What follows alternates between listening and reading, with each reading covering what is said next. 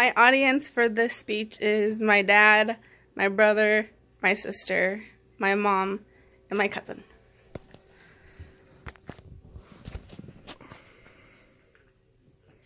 Okay, so this speech is going to be about child abuse. The purpose for the speech is to inform you guys about what child abuse is, the different types of child abuse, and how we can help a child who is a victim of child abuse.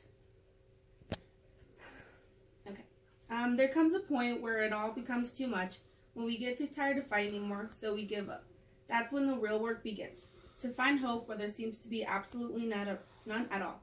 This quote, stated by Christina Yang, is trying to tell us that children who are victims of child abuse fight through a huge battle where they want to help but are too afraid to speak up. They're afraid of what the outcomes might be for them if they tell someone. A child who has to deal with this type of situation is a child that sooner or later cannot take it no more and gives up on finding hope for a better life. Child abuse is a topic that is very important. For many years now, there has been over 1,000 cases of child abuse in the United States. These are cases that we do not often hear about because children that are victims of child abuse, like I mentioned, do not like to speak up because of fear.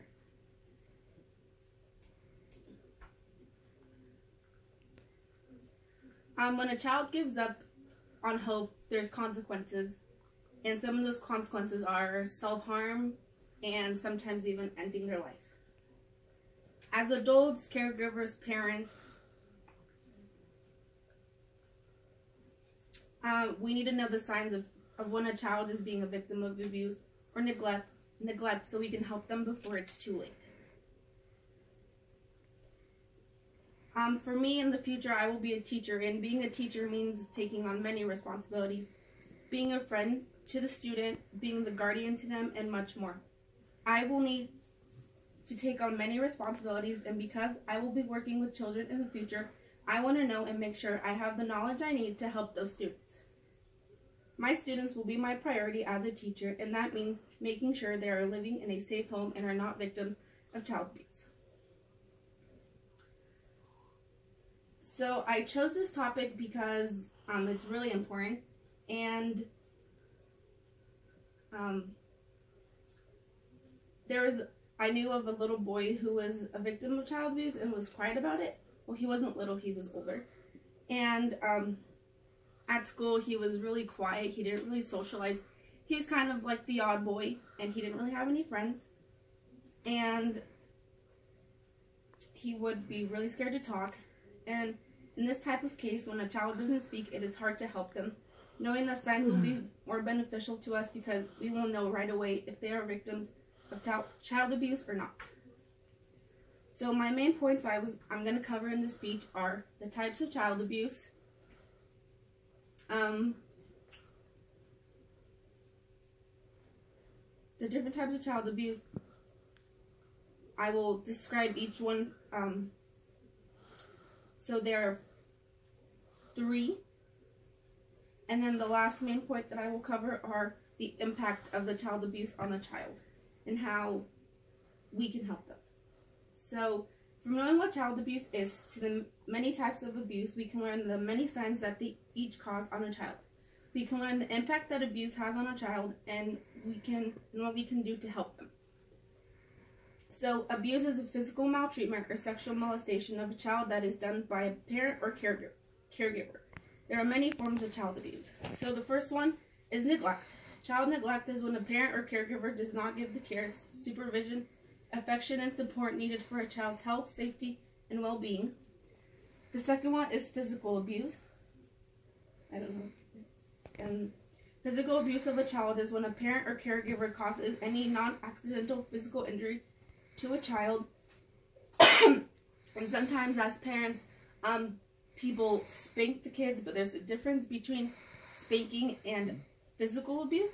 And like here, it says, when they hit their children, it is a form of discipline, but there are a difference between them. So yeah. And then the next one's sexual abuse. Sexual abuse occurs when an adult uses a child for sexual purposes or involves a child in sexual acts. It also includes when a child who is older or more powerful uses another child for sexual gratification or excitement. And the last one is emotional abuse. When a parent or caregiver harms a child's mental and social development or causes severe emotional harm. So now that I have discussed what child abuse is and the different types of abuse, I will now discuss the physical, sexual, and emotional signs of child being abused.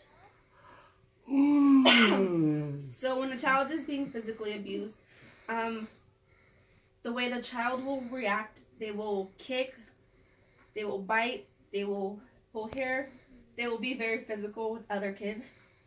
They will shove, they will do anything to injure another child or somebody else. When a child is a victim of physical abuse, the things that we should look out for are if they have bruises, they have cuts or scratches, brain damage sometimes if it gets really physical, internal injuries, broken bones, sprains, emotional and psychological harm, and lifelong injury or death. For sexual abuse, the signs of sexual abuse include difficulty sitting, walking, torn, stained, bloody undergarments, bleeding, bruises, pain, or swelling. So that one's kind of more of one that it's more hard to look out for, but we should look out for.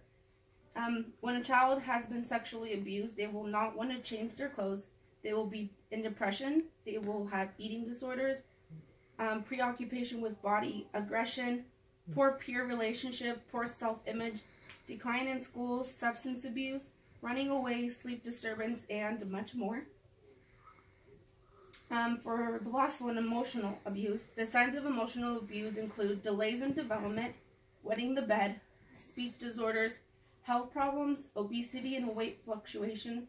Behavior of a child includes habits like biting or rocking, learning disabilities and developmental delays, overly complaint or defensive, anxieties, phobias, sleep disorders, extreme emotions, aggressions, destructive or antisocial behaviors, behaviors that are inappropriate for age, and suicidal thoughts and behaviors. Okay, so now that we have learned about what the child abuse are and the types of them and the signs of a child being abused, I will discuss the impact abuse causes on a child and how we can help them.